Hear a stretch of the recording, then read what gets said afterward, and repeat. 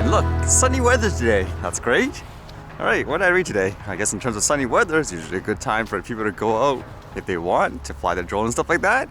How about this one though? It was kind of interesting because again, usually people, when you think of things like drones, some people are actually afraid to go outside because they think there'll be too much confrontation. People say, oh, you can't fly here, etc., even if they technically could and all that, just because of media portrayal. But how about this one here? This one here, you can see here, says, thank you to the citizens of Kawartha Lakes who regularly step up to assist in making our community a safer place. So you can see here there's a picture of a person with a drone in his hand next to a police officer. So what was this all about, huh? So it says here in the report, the City of Kawartha Lakes Police Service received a call from a concerned citizen who had observed an elderly man walking on the ice with his cane. Police began searching the Lindsay Street North area of the Sukog River where the man was last seen. Access to the river in the area was blocked, making it difficult for officers to find any trace of the male.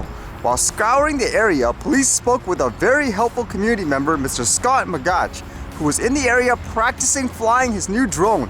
Magach offered to help and was able to assist officers in locating the tracks in the snow, which led police to the male's residence where he was located safe and sound.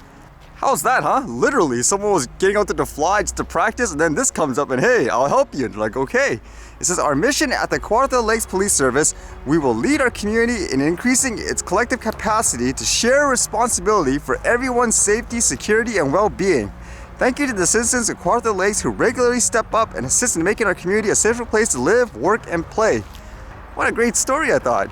Almost everything you could think of in terms of the positive there actually happened, and I actually said myself, this stuff probably happens all the time in terms of people being able to use things like a drone to help other people or to potentially save lives versus those sensational examples that people latch on, the people that want to commercialize it or fear-monger it. It's always the same thing, the unproven like crashes or whatever, when there was no proof or anything like that.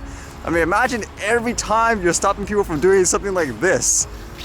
And it brings up that point too, again, as I mentioned, because this guy, as it says here, he just went out there and started flying, but many times people tell me they're afraid to go outside just because they don't want to be harassed potentially, or even like for other drone flyers, for some reason they drone police other people when they're doing absolutely nothing wrong. It's perfectly safe as well.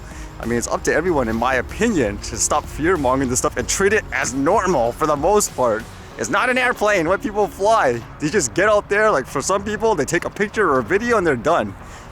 People often use those sensational examples, some of the unproven ones, and they say, oh, it's because of people like that or whatever. That's why there's this and that. I mean, I think it's the other way around. But again, when there's more examples like these that exist in the world, I would say it's because of people like you that make people afraid of using this stuff and all that when they can use it in a good way.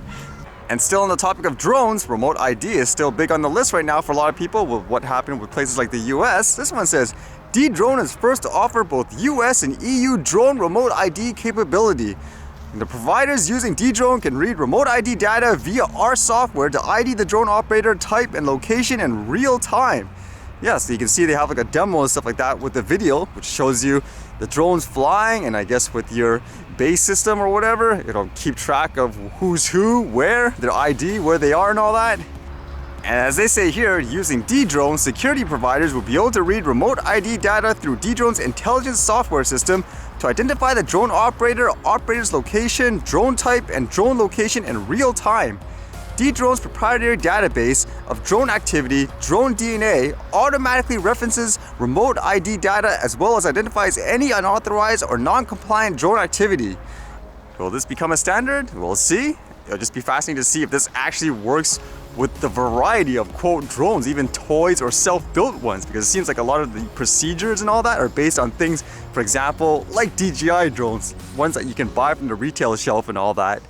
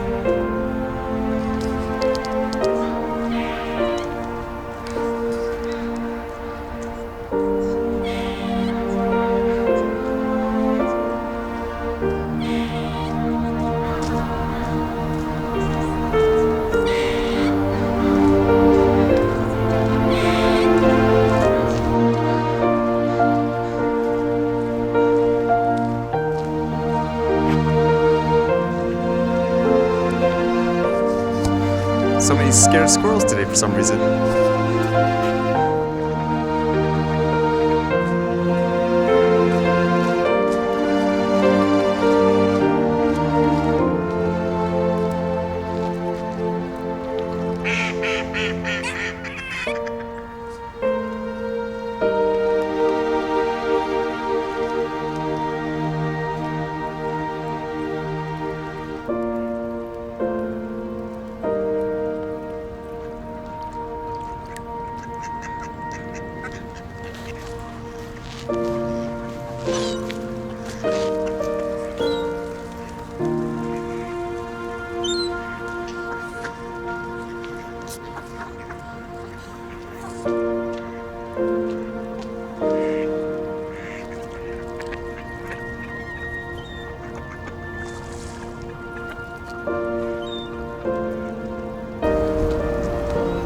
Oh, wow.